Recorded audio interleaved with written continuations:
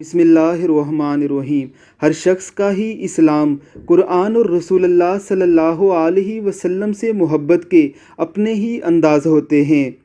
شعراء اپنے کلام سے رسول اللہ صلی اللہ علیہ وسلم سے محبت کا اظہار کرتے ہیں۔ ادیب ایسے مضامین لکھتے ہیں کہ ان کے مضامین سے اسلام کی محبت اور رسول اللہ صلی اللہ علیہ وسلم سے عشق جھلکتا ہے۔ خطیب اپنے خطبوں میں رسول اللہ صلی اللہ علیہ وسلم کا عشق بیان کر کے اپنی محبت کا اظہار کرتے ہیں۔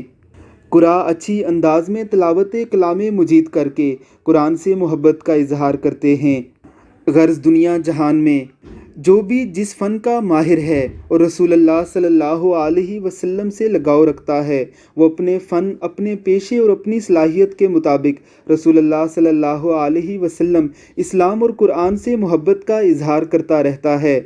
ذرا دیکھیے سلم ستارے کا کام کرنے والے اس بھائی کو یہ کس خوبصورت انداز میں سورہ رحمان کی پے در پہ آنے والی آیت فَبِأَيِّ آلَاءِ رَبِّكُمَا تُكَذِّبَانِ کو لکھ کر قرآن سے اپنی محبت کا اظہار کر رہا ہے۔ اس باریک اور پرمشقت کام میں نہ جانے اسے کتنے دن لگے ہوں گے، لیکن اگر دل میں شمع عشق رسالت موجود ہو، رسول اللہ صلی اللہ علیہ وسلم کی اطاعت کا جذبہ موجود ہو، اسلام سے والہانہ محبت موجود ہو، قرآن مقدس کی تعظیم و تکریم موجود ہو، تو ایسے کاموں میں گزرا ہر لمحہ ہی عبادت محسوس ہوتا ہے۔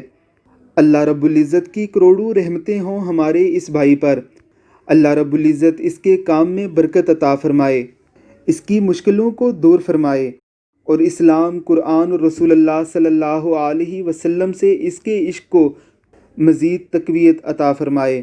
آمین ثم آمین۔